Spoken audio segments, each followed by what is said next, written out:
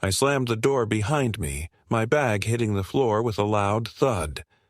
My heart was racing, and I could feel anger and excitement at the same time. Today wasn't just any day. Today, I decided I would no longer hide. I was going to tell everyone what I wanted, and I didn't care if they laughed. My name is Aaron, and I grew up in a quiet coastal town, where fishing boats returned with small catches and dreams never seemed bigger than the waves. My father repaired engines at a small garage, and my mother ran a tiny bakery. We had enough to live, but never enough to dream freely. From a young age, I felt like I was meant for something more, something that could take me beyond the small streets, the salty air, the repetitive days. I wanted a life where my ideas mattered, where I could create something new. I remember the day clearly. I was 18. I stood outside the bus station, phone in hand, trying to seem confident. One day, I said to my friends, I will build a business online. I will travel. I will live a life that matters. They laughed. A friend named Tony pointed at my worn-out shoes. Aaron, your shoes are falling apart, your phone's broken, and you want millions? Another friend, Lisa, shook her head. Forget it, Aaron.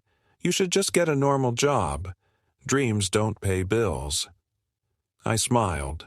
On the outside, calm. Inside, I felt crushed. These were not strangers. These were the people I shared lunches with, helped with homework, and defended when they were bullied. They knew me, but they couldn't see me winning. And it didn't stop there. That night, I spoke to my uncle about starting a small online shop.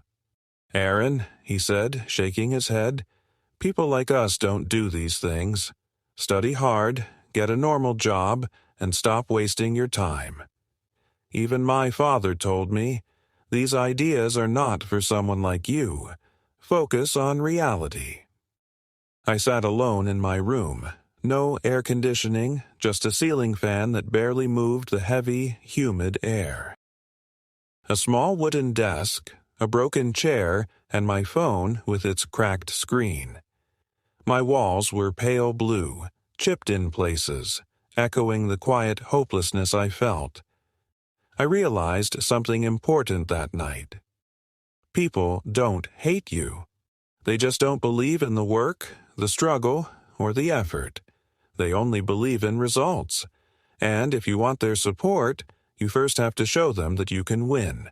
So I made a choice. I would start small. I would try, fail, and try again. And I would do it alone if I had to. Because the truth I learned is simple. The only person who truly stays with you when the world doubts you is you. From that night, I made a silent promise to myself. No one would define what I could or couldn't do. No one would decide how far I could go. My dreams were mine, and I would fight for them, one day at a time. I lit a candle and stared at the dim light flickering against the wall. The room smelled of wax and old paper. I whispered to myself, this is where it starts. Not in a big office, not on a stage, not with applause. Just here, alone, with nothing but my own voice and my own promise. I knew one thing clearly. If no one believed in me, I would believe in myself.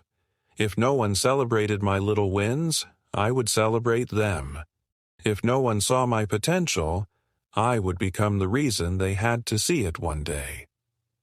That night, a quiet determination settled inside me, a fire that would not be put out. Outside, life stayed the same. My room was small, peeling paint on the walls. My phone had cracks across the screen. The fan barely moved air in the hot summer night. I had no money, no recognition, no friends cheering me on. But inside, something was alive, something strong, a voice.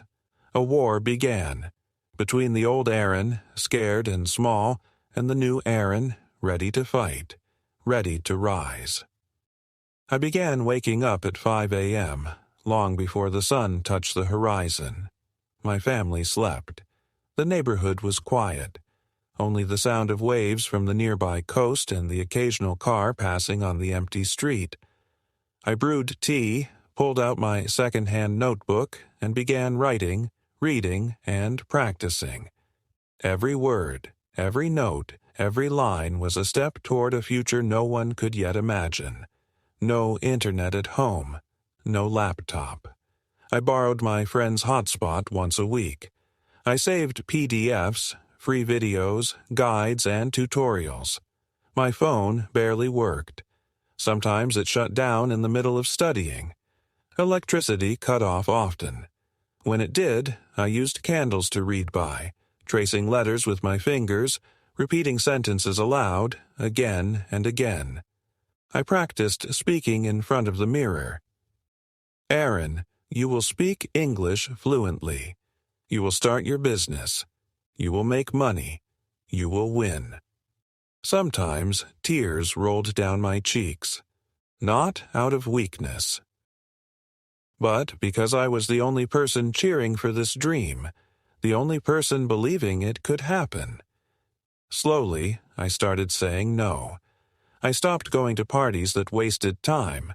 I stopped replying to meaningless messages. I stopped scrolling through social media just to see what others were doing. People noticed. They whispered, "Aaron is changing." Some laughed, some got annoyed. Some disappeared from my life entirely. I didn't care. I was busy building the life I wanted. 2 jobs kept me alive and fueled my dream. Mornings I worked at a small tea shop, washing cups and cleaning tables. Afternoons, I stacked boxes at a grocery store, my hands smelling of detergent and onions, my back aching from lifting heavy crates. Evenings, I returned to my room, opened my notebook, and studied again. While others played games or watched videos, I watched tutorials. While they posted selfies or joked with friends, I practiced English pronunciation, reading lines from books aloud. Midnight came, and I read about email marketing, business strategies, and content creation. I wasn't special. I was just desperate. Not for fame, but for freedom. I wanted a life where I wouldn't have to beg for respect, where my skills, my effort, my determination could speak for me. I didn't go to fancy classes. I couldn't afford them. So I became my own teacher. I watched free videos online, read beginner-level English books aloud, and took notes on everything I learned. Every day my voice grew stronger, my mind sharper, my hope brighter. I realized something. Silence was my greatest ally. While others doubted me, I worked quietly. While they laughed at my ideas, I built the foundation for success. Every struggle, every lonely hour, every small effort became a brick in the life I was building. And slowly, the fire inside me grew. It was no longer just survival. It was ambition. It was hunger. Hunger for knowledge. Hunger for freedom. Hunger for a life that belonged only to me. I was alone, yes. But I was learning the most important lesson of all. The only person who truly believes in you at the start is you. I pressed pause on another tutorial, staring at the cracked screen of my phone. The words on the video blurred as I repeated them slowly, copying the accent, stretching every syllable until it sounded natural. One word, one sentence, one paragraph. And then I wrote it all down, over and over again. I also started small, very small. I wrote blog posts in English. Nobody read them, not a single view, but it didn't matter. I wanted to think, to write, to form sentences in English without fear. Every caption I posted online, I wrote in English instead of my local language. People laughed. They sent screenshots of my mistakes. "Aaron, stop showing off," some said. Others whispered, "You think you're better than us?" But I didn't stop, because I knew something they didn't. Mistakes were proof I was trying, and every time I failed, I was building strength. One day, those mistakes would turn into power. Around 6 months in, I had my first real doubts. Not about life, but about this dream. Nothing seemed to work. No one supported me. No money came in. No recognition. No success. Just silence. One night I sat alone on the floor, eating stale bread. My stomach was full, but my heart felt empty. I looked around at my small room. Walls faded, ceiling fan spinning slowly, the faint hum of the ocean outside my window, and asked myself, why is it so hard? The answer didn't come. Silence answered me. No one was supposed to help me. No one was supposed to understand. This was my journey, and only I could walk it. I wrote a single sentence on a scrap of paper. I will win, even if it takes 10 years. I taped it to the wall above my desk. Every time I felt jealous of others, tired or hopeless, I read it aloud. It became my mantra, my shield, my promise to myself. I stopped chasing quick results. I fell in love with the process. Every day I studied. Every day I spoke in English, even if it was just to the mirror. Every extra dollar I earned went into my dream. A better internet connection, a cheap microphone, or small books and PDFs. I turned my small room into a classroom, a studio, and a workspace all at once. 2 years passed. Slowly, my English improved. I learned digital skills. I started making tiny amounts online, $200 a month at best, but still nobody noticed. Nobody applauded. My room still smelled like tea and onions from my part-time jobs. I still wore old shoes. My phone was still cracked.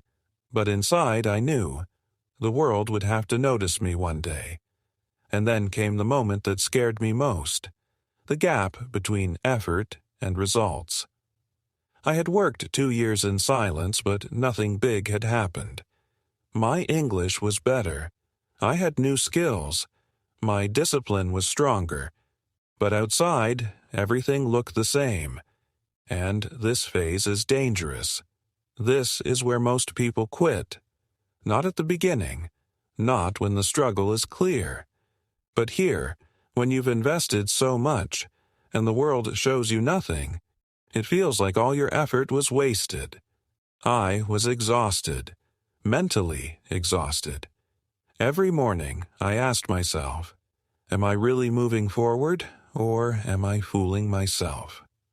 One day, I decided to stop just learning and start acting. No more preparation. No more watching videos endlessly. I chose a path I could start immediately. Freelancing.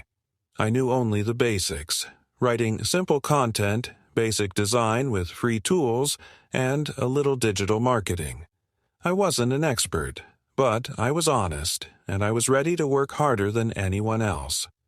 I created my first freelancing profile, uploaded a simple photo, wrote a short description, and hit publish. My hands shook. I stared at the screen. This is it. This is my chance. Reality hit fast. Day 1, nothing. Day 2, nothing. Week 1, still nothing. I applied to dozens of jobs every evening after work. I rewrote proposals again and again.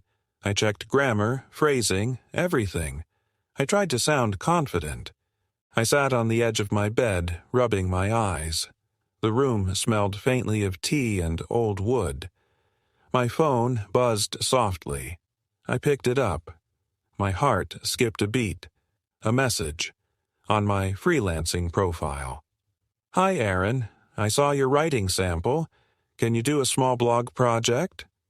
Just one line. Just one project. But to me, it felt like a sunrise after years of darkness. I read it again. Slowly. Can this really be happening? I asked myself. My hands trembled. For months, maybe even years, I had been invisible, ignored, rejected. My efforts were unseen, my skill unrecognized. And now, finally, someone had noticed. It was a small step, tiny compared to the dream I had imagined, but it was real, and I knew something important in that moment. Progress doesn't come with fireworks. It comes quietly, often unnoticed by the world. I accepted the project immediately. I worked faster and better than I had ever worked before. I stayed up late into the night, perfecting every sentence, checking every detail. I didn't have a team. I didn't have guidance. I had only myself and the lessons I had learned in the silent years. When I submitted the work, the client replied quickly, "Excellent. Well done, Aaron. I'd like to hire you again." Again. That word. It hit me harder than praise ever could. Someone had trusted me enough to come back. That small word meant that my effort, my patience, my invisible hours were finally paying off. After that, more small jobs followed. Each one built my confidence. Each one taught me something new. My English improved. My writing got cleaner. My proposals became sharper. My skills grew. And with every completed project, I realized a truth I had learned slowly over the years. Consistency beats talent when talent is lazy. I still didn't make a fortune. I didn't have a fancy car. I didn't have a big house. But my life had changed quietly, profoundly. I now had proof that I could take action. I could learn. I could succeed, even when the world ignored me. And here's the most important part. Because I had walked alone for so long, I had learned to rely on one person, myself. The discipline I had built, the patience I had earned, the habits I had formed. These were my real tools. Not luck, not other people, not applause. Months passed, and the projects grew bigger. I learned how to manage clients, how to meet deadlines, how to deliver value.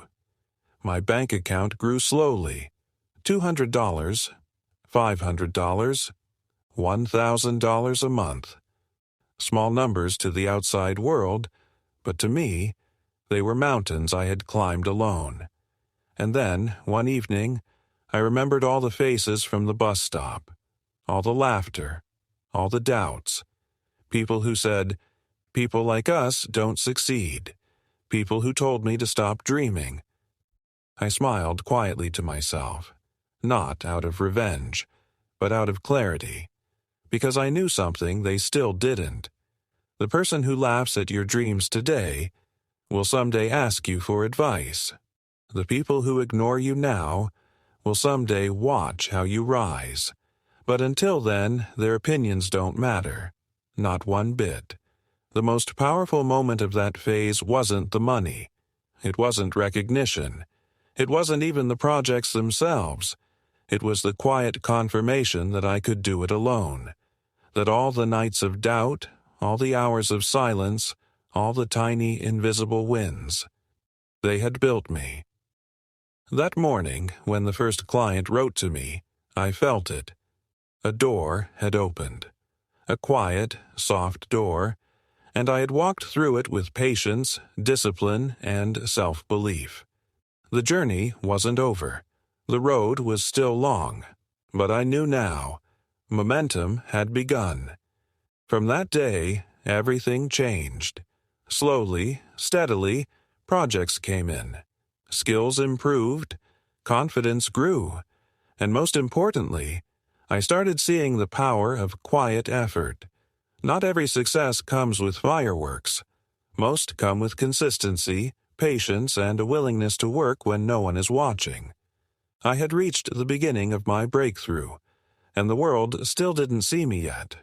But I didn't care. Because now, I believed in the one person who mattered most. Me. I stared at the message for several minutes. Not because it was long or detailed, but because I couldn't believe it was real.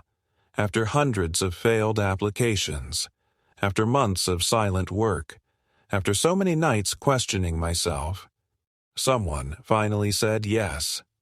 I didn't jump, I didn't scream, I didn't call anyone.